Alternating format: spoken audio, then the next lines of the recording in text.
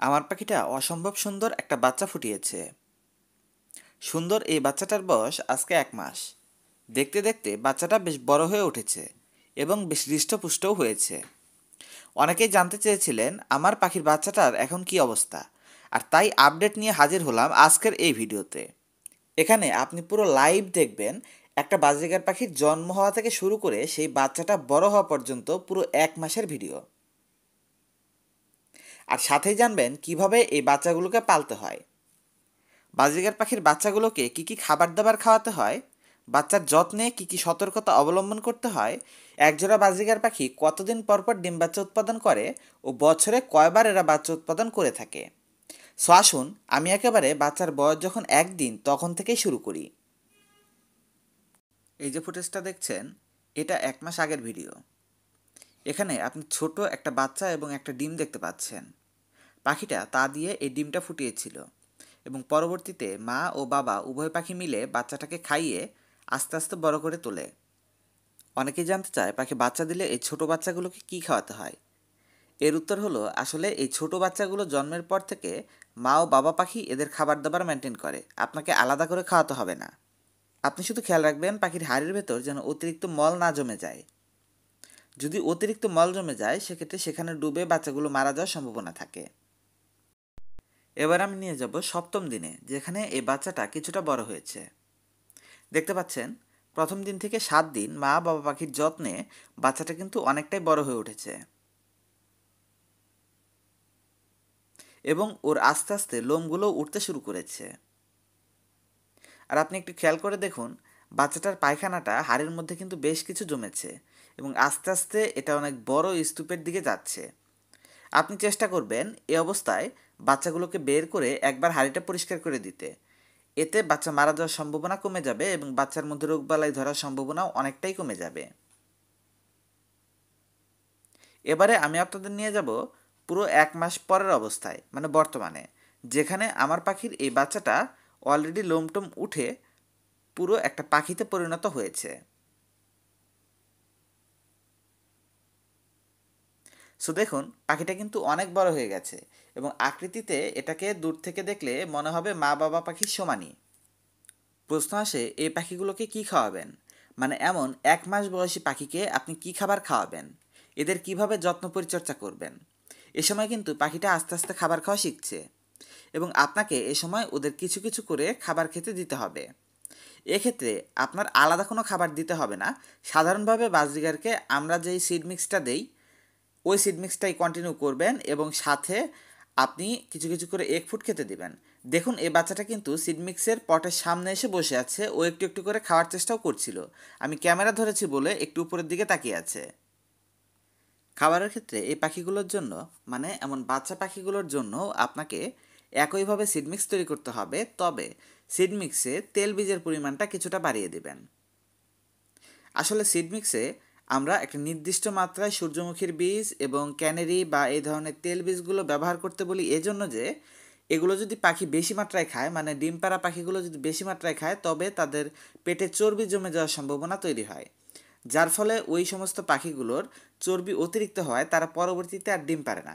কিন্তু যখন একটা পাখির ছোট বাচ্চা রয়েছে এইরকম, ওই সময় পাখিগুলোর কিন্তু আসলে ফ্যাট জাতীয় খাবারটা বেশি প্রয়োজন আছে এবং হাই প্রোটিন খাবারও তাদের প্রয়োজন আছে, কারণ তাদের দৈহিক বৃদ্ধিটা এই সময় হচ্ছে। আপনি খেয়াল করে দেখবেন এই ধরনের বয়সের পাখি বয়স্ক পাখির থেকেও প্রায় বেশি খাবার খায়। সো এই সমস্ত বিষয় খেয়াল রেখে আপনার যে সাধারণ সিড মিক্সটা রয়েছে সেটার মধ্যে সূর্যমুখীর বীজ, ক্যানেরির বীজ এবং অন্যান্য যে তেল বীজগুলো রয়েছে যেমন গুজি তিলের বীজ, এই সমস্ত কুসুম ফুলের বীজ, এই সমস্ত বীজগুলোকে একটু বেশি মাত্রায় দিয়ে দিতে হবে। ধরুন আপনি যদি প্যাকেটজাত সিড মিক্স কিনেন, যে আপনি একেবারে প্যাকেট কিনে আনছেন ব্রিডিং পেয়ারের জন্য, সেক্ষেত্রে ওই সিড মিক্সটাই খাওয়াবেন, সাথে এই সূর্যমুখীর বীজ, কুসুম ফুলের বীজ এবং তিসির বীজ, তারপর ক্যানারির বীজ, এগুলো অল্প অল্প করে বাড়িয়ে দেওয়ার চেষ্টা করবেন, মানে এক্সট্রা অ্যাড করে দেওয়ার চেষ্টা করবেন। সো এটুকু করলেই হবে, আর তেমন কিছু করতে হবে না। এবারে আমি বাকি প্রশ্নগুলোর দিকে চলে যাচ্ছি, যে পাখি কতদিন পর পর ডিম বাচ্চা দেয় এবং বছরে কয়বার বাচ্চা উৎপাদন করে, একবার বাচ্চা হতে মানে ডিম থেকে বাচ্চা ফুটে বের হতে কয়দিন সময় লাগে। তো এর আগে আমি আপনাদের এই পাখিটার কিছু মজার জিনিস দেখাবো। আপনি বাচ্চাটাকে দেখুন, আমি কিন্তু ওকে আমার হাতে নিয়ে রেখেছি এবং আপনি দেখতে পাচ্ছেন বাচ্চাটা খুব ভদ্রভাবেই আমার হাতে বসে আছে। ও কিন্তু কোনো রকমের নাড়াচাড়া করছে না। আসলে সত্যি হলো যে এই বাচ্চাটা কিন্তু প্রথমবারের মতো মানুষের সামনে আসছে বা প্রথমবারের মতো আজকেই সে খাঁচা থেকে বের হয়েছে। আজকে সর্বপ্রথম সে তার হাড়ির ভেতর থেকে বের হয়েছে, খাঁচা থেকে নয়, ভেতর থেকে বের হয়েছে। আর এই অবস্থায় ও আসলে মানুষ দেখে ওইরকম ভয় পাচ্ছে না, কারণ অতীতে ওর মানুষ দেখে ভয় পাওয়ার কোনো রেকর্ড নেই, তাই ও আর ভয়টাই পাচ্ছে না। সো এটা ভালো। আর এজন্য আমরা চাইলেও কিন্তু এই বাচ্চাটাকে টেম বার্ড হিসাবেও পালতে পারবো। এটাকে যদি আমি হাতে করে নিয়ে খাওয়াই এবং এটাকে যদি প্রপার যত্ন পরিচর্যা করি, আমার সাথে সবসময় রাখি বা প্রপারলি টাইম যদি স্পেন্ড করি ওর সাথে, তবে এই বাচ্চাটা একটা পোষা পাখি হিসাবে খুব ভালো হতে পারে। সো এটা একটা গুরুত্বপূর্ণ বিষয়। যারা হচ্ছে গিয়ে ছোট অবস্থায় টেম বার্ড পালন করতে চান তাদের জন্য কিন্তু এটা একটা ভালো চয়েস হতে পারে। এই ধরনের কম বয়সী পাখিগুলো দিয়ে আপনারা টেম বার্ড তৈরি করতে পারেন, বাজির ক্ষেত্রেও টেম করা যায়। সো যাই হোক, এই বিষয়গুলো নিয়ে একটু কথা বললাম, কারণ অনেকেই কিন্তু বাচ্চাকে টেম করতে চায় বা বাচ্চাগুলো যাকে পোষা পাখি বানাতে চায়, এই ধরনের চিন্তাভাবনা অনেকেরই থাকে। আপনারা চাইলে এমনটা করতে পারেন। সো এবারে আসি যে বাজরিগার আসলে বছরে কতবার বাচ্চা দেয়, কী পরিমাণ বাচ্চা দেয় এবং কয়দিন পর পর বাচ্চা দেয়, ডিম ফুটে বাচ্চা হতে কতদিন সময় লাগে।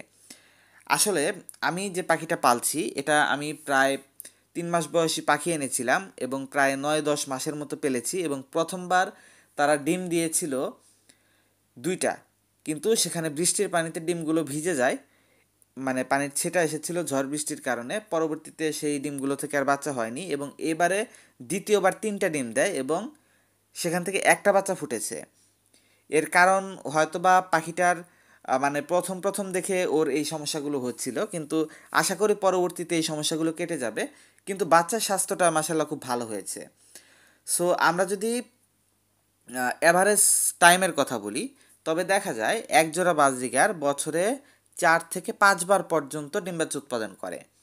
মোটামুটি একবার ডিম দেওয়ার পর ডিম থেকে বাচ্চা ফুটে বাচ্চাগুলো এই সাইজের, মানে 1 মাস 1.5 মাসের মতো যখন বয়স হয়, ওই সময় বাচ্চাগুলো খাঁচা থেকে হাঁড়ি থেকে বের হয় এবং মা পাখি ওই সময় আবার নতুন করে ডিম পাড়া শুরু করে। সো অ্যাপ্রক্সিমেটলি বছরে আপনি 4 বার ডিম বাচ্চা পেতে পারেন, তবে শীতের সময় ডিম বাচ্চার উৎপাদনটা ভালো হয়। আমি আশা করছি এই পাখিগুলো দিয়ে আপাতত আবার ব্রিডিং করাতে পারবো কিছুদিনের মধ্যেই। তো দেখা যাক কী হয়। এই বাচ্চাটা আর একটু বড় হলে আমি খাঁচা থেকে বের করে দেব। আর আম, সহজ উত্তর এটাই যে আপনার পাখিগুলো বছরে 4 থেকে 5 বার পর্যন্ত ডিম বাচ্চা উৎপাদন করতে পারবে। আর এই যে বাচ্চাটা দেখছেন, ওর বয়স 1 মাস, বাচ্চাটা কিন্তু এখনও পুরোপুরি খাবার খেতে শিখেনি। সো ব্যাপার হচ্ছে, ওকে মা ও বাবা পাখি উভয়ই খাবার খাইয়ে দেয়, আবার কিছু কিছু খাবার ও নিজে থেকে টুকরে টুকরে খায়। ব্যাপার হচ্ছে, আপনার যে পাখির বাচ্চাগুলো থাকবে সেগুলোর বয়স অন্তত 40 দিন হওয়ার পর আপনি মা বাবার থেকে ওদেরকে আলাদা করতে পারেন বা আপনি 2 মাস পর্যন্ত রাখতে পারেন, প্রবলেম নেই। এটা আপনার উপর ডিপেন্ড করে। যদি আপনি ব্রিডিংয়ের জন্য বেশি আগ্রহী হন সেক্ষেত্রে একটু আগেই সরিয়ে দিতে পারেন। আর যদি আপনার এত তাড়া না থাকে সেক্ষেত্রে এত দ্রুত বাচ্চাকে সরিয়ে দেওয়ার প্রয়োজন নেই। আমি ওকে আরও মাসখানেক এখানে রাখার চিন্তা ভাবনা করেছি, তারপর আমি আলাদা খাঁচায় দেওয়ার চেষ্টা করব। সো এই পাখির বাচ্চাটাকে আপনাদের কেমন লাগলো অবশ্যই কমেন্ট করে বলবেন। আর বাজরিগার পাখি পালন বিষয়ক এমনই দরকারি সব রকমের ভিডিও আমি আমার চ্যানেলটাকে আপলোড করে রেখেছি এবং ভবিষ্যতেও করতে থাকবো। তাই সেই ভিডিওগুলো পাওয়ার জন্য চ্যানেলটাকে অবশ্যই সাবস্ক্রাইব করে পাশে থাকবেন। ধন্যবাদ পুরো ভিডিওটিতে সাথে থাকার জন্য।